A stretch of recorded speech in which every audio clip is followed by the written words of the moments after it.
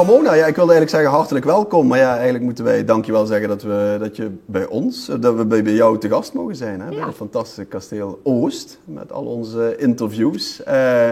Ja, dit is jouw nieuwe kindje, om het zo maar te zeggen. Mm-hmm. Want laten we even teruggaan naar het begin. Je bent uiteindelijk in Deurne begonnen.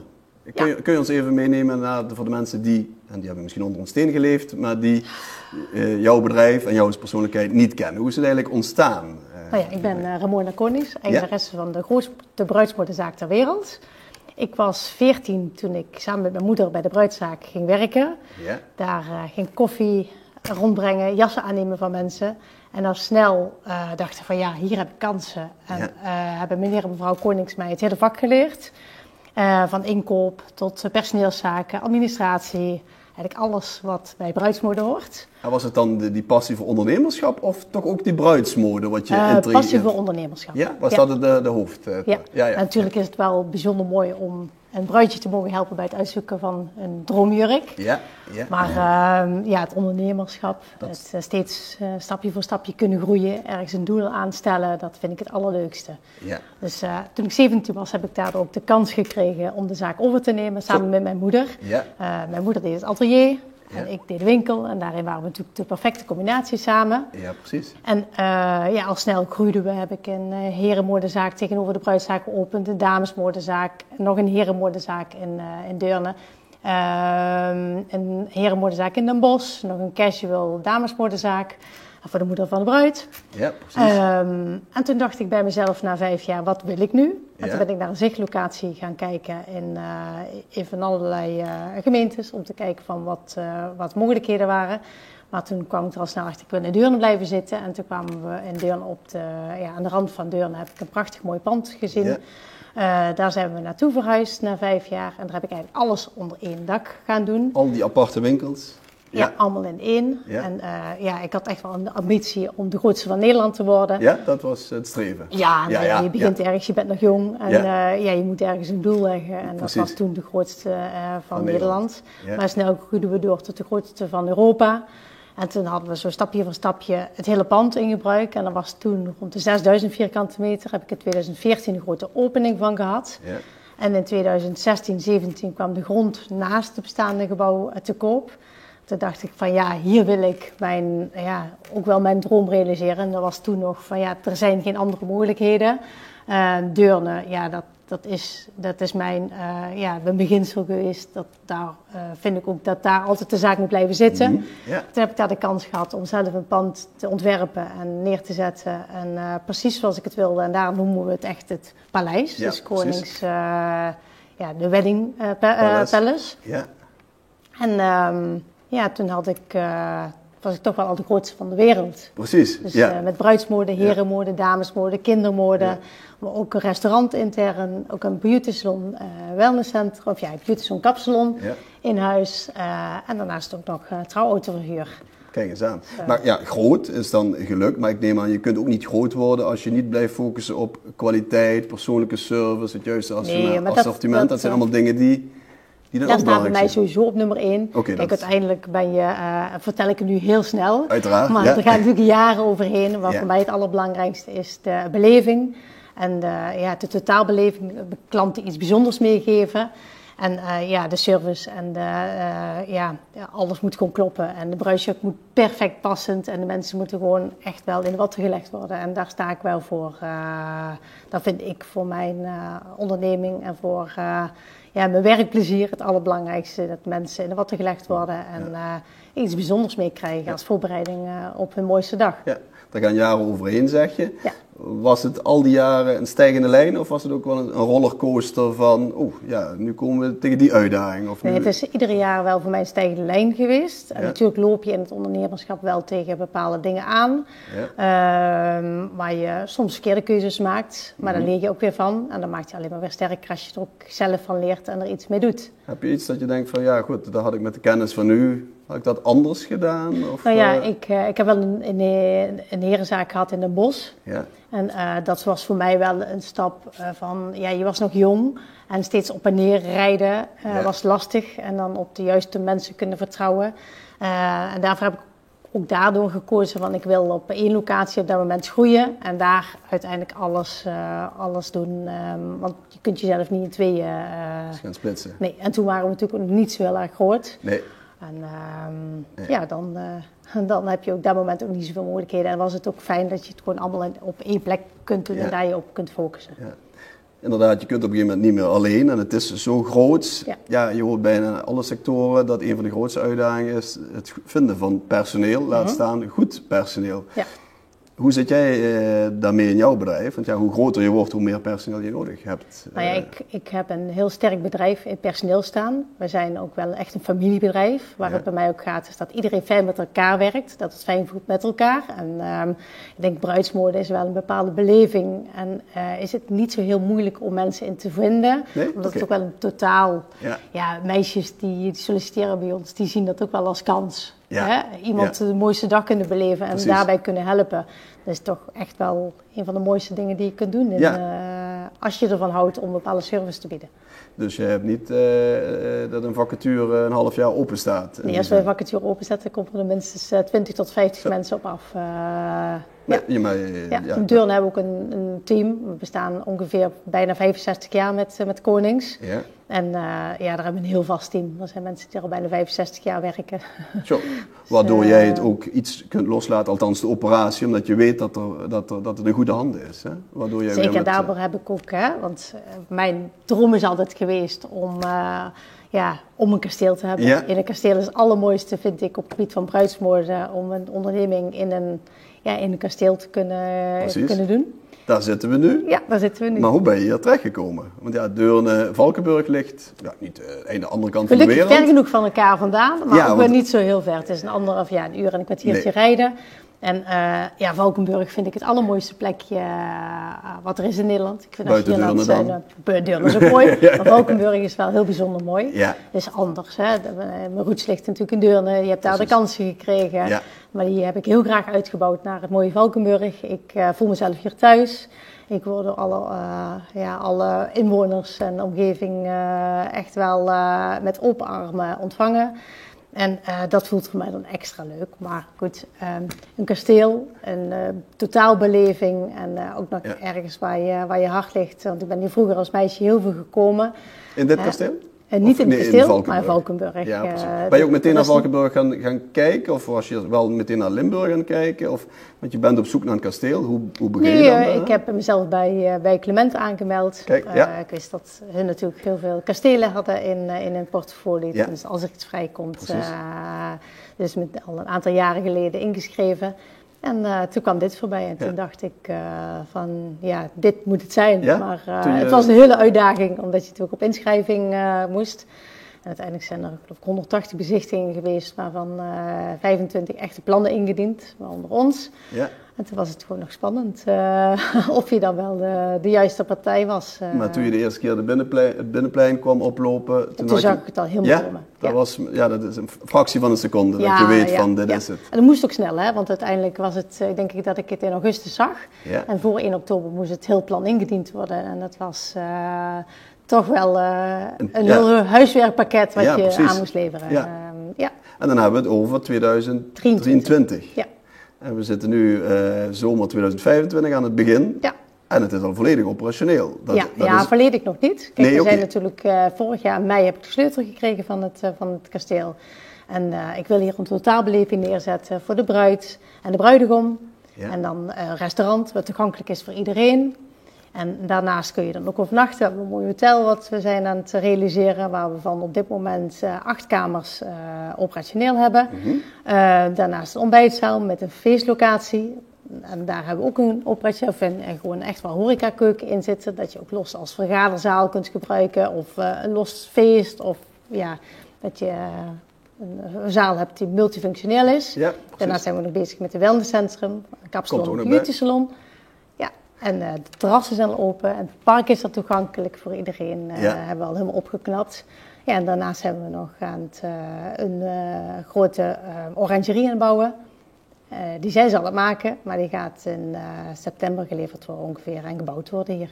Maar dan eigenlijk eind dit jaar heb je... Eind dit jaar wil ik alles op een running. Maar dat is hebben. een gigantische operatie, omdat in een, wat hebben we dan, 1,5 jaar, minder... Ja, 1,5 jaar volledig te realiseren. Ja, maar ik ben wel van, wat ik straks al zei, doelstellingen leggen. En ik hou er niet van om lang met bepaalde projecten bezig te zijn. Dan wil ik alweer verder denken naar nieuwe projecten die dus op pad komen. Als dit eind dit jaar is afgerond, dan begint het bij jou te kriebelen. Dan ga ik nog zorgen dat dit eerst helemaal goed draait. En zorgen dat iedereen hier ook op zijn plek zit. En de juiste mensen, de juiste plekken. En... dan wie weet wat er op het pad komt. Want hoe verdeel je nu je tijd tussen Deurne en Valkenburg? Ben je veel hier te vinden? Ik ben op dit moment heel veel hier te vinden. Ja. En ik ben hier ook graag. En ik denk ook dat ik doe dit ook zelf samen met Remco. En doe de coördinatie en zorgen dat het allemaal zo spoedig mogelijk klaar is. Ja. Ik vind het ook wel, ik wil mezelf hier thuis voelen. En ik vind ook dat ik zelf er ook mee moet werken. Ja. En mee moet helpen om het dan te realiseren. En het ook echt me thuis kan maken. Ja, precies. Ja, en dan heb je inderdaad helemaal, wat dan aan Deurne nog niet gaat. Hè, want dan kun je geen feest organiseren, althans. Nee. Hè, dan heb je hier echt de trouwlocatie, met alles erom en eraan. Eigenlijk als bruid zou je letterlijk bij wijze van spreken, nu ik snap dat het met jurken afstellen en zo niet gaat, maar je zou 's ochtends kunnen binnenkomen. Het zou bijna zelfs kunnen. Het zou bijna zelfs kunnen als het zo erop ingesteld is. Ja. En je zou de hele dag hier kunnen blijven en je bent volledig van tip tot teen verzorgd. Ja. Avondfeest. Avondfeest, lekker eten. Dus Bevalt het goed tussen de Limburgers tot op heden? Ik heb het heel erg fijn tussen de Limburgers. Soms worden we wel beschreven als, ze zijn wel aardig, maar ze zijn soms een beetje gesloten. Het duurt even om tot ze door te dringen. Daar heb ik geen last van gehad. Nee. Nee, maar dat is ook een bepaalde mentaliteit zoals je zelf opstelt, denk ik. En ik hou ervan om mezelf te bewijzen en te laten zien. En ik denk dat we het ook wel hier in Limburg iedereen hebben laten zien dat we... samen met de Limburgers iets moois willen creëren. En van Limburg niet alleen de wielerstad te maken. En de trouwe, of niet alleen de wielerstad en de kerststad, maar ook de trouwe stad. En, Limburg heeft zoveel mooie plekjes. En wil ik ook graag met heel veel ondernemers samenwerken die mooie locaties hebben. Om zoveel mogelijk huwelijken in Limburg plaats te kunnen laten vinden. Ja, precies. Want inderdaad, men kan het ook net als een aanvulling zien. Want, tuurlijk, enerzijds als hier trouwfeesten zijn, ze passen niet allemaal in jouw hotelkamers. Dus ze moeten ook ergens anders slapen. Nee, en bruidsjurken natuurlijk verkopen we zoveel in Deurne en hier. Dus al die bruiden die hun bruidsjurk hier komen uitkiezen bij Konings, die kunnen we op alle locaties neerzetten. En dat hoeft niet alleen hier. We kunnen er hier maar 1-2 per dag. Dus uiteindelijk is de markt veel groter dan dat. Hè? Ja. Maken vandaag televisieopnames, maar goed, die wereld is voor jou eigenlijk ook al jaren bekend. Hè? Want dat heeft natuurlijk denk ik wel bijgedragen aan de bekendheid van het merk Koningsbruid-mode. Dat je al diverse televisieseries hebt meegedaan. Hè? Ja, zeker. Welke series heb je zoal... Het is vooral begonnen met CS to the Dress, samen met Fred van Leer. Ja. Daar hebben we al, geloof ik, nu zijn we met achtste seizoen bezig. Al 8 seizoenen? Zo. Ja. We zijn nu ook flink op aan het draaien. Ja. En dat gaat nu weer nieuwe seizoenen krijgen. Ja. En daarnaast doen we nog Married First Sight. Heb ik nog veel wensprogramma's gedaan voor SBS, voor RTL. En zo zit ik nu ook in de Real Housewives van het Zuiden. Dus, en laat ik een kijkje in mijn leven zien. Ja. Het is natuurlijk wel drama, maar goed, dat drijft het leven. Het is allemaal niet het gaat niet allemaal over rozen, zullen we zeggen. Nee. Hoe zijn de reacties daarop? Die zijn hartstikke mooi. Positief, ik vind het heel positief. En ik denk dat het kasteel heel mooi in beeld komt. En dat is natuurlijk ook een van de redenen waarom je het ook zeker, doet. Dat is de hoofdreden wellicht. Dat is de hoofdreden, zeker. Ja. Maar zoals je zegt, je moet wel tussen de... En ook wel nieuwe mensen leren kennen, want uiteindelijk zijn we wel 8 ondernemende dames. En is het ook wel weer leuk om, naast dat je onderneemt, ook wel andere mensen te leren kennen. En dat leer je in zo'n programma ook wel weer. En ook soms te leren voor jezelf opkomen. Sommige mensen hebben een bepaalde indruk van iemand. Maar dat wil niet zeggen dat dat altijd meteen de juiste is. Hè? Nee, dat is zo. Maar goed, nu is dat natuurlijk in zo'n serie, wordt dat soms ook verknipt in de montage. Dat je denkt van, valt wel mee hoor. Ze hebben het wel realistisch neergezet. Zeker, Oké, kijk eens. Komt er al een seizoen 2 of is dat nog we gaan al beginnen met opnemen nu. Kijk eens aan. Dus, en die komt dan richting volgend jaar. Ja, wanneer weten we niet Nee, precies. Ja, het klinkt als een succesverhaal. Je hebt zelf al gedeeld. Er zijn natuurlijk altijd beslissingen of momenten geweest die minder kunnen. Maar wat zijn er op dit moment dat je zegt, nou, dit is wel een uitdaging, misschien voor mijn bedrijf of voor sector, dat je zegt, nou, daar ben ik wel dagelijks of wekelijks mee bezig. Dat je zegt, nou, dit is wel een uitdaging in onze sector die we de komende tijd moeten oplossen. Of zijn er niet zozeer, zoals in de horeca heb je personeelsproblemen, in andere sectoren heb je grondstoffenproblemen. Mm-hmm. Zijn er in jullie sector uitdagingen? Want personeel heb je onder controle, niet zozeer, zeg je? Denk ik. Ja, personeel heb ik wel onder controle, maar ik denk dat de mentaliteit van de jeugd wel anders is dan dat je ooit is geweest. Kijk, wij hebben een team bij Koning staan, wat ik zeg al, mensen die al 45 jaar werken of 65 jaar zelfs.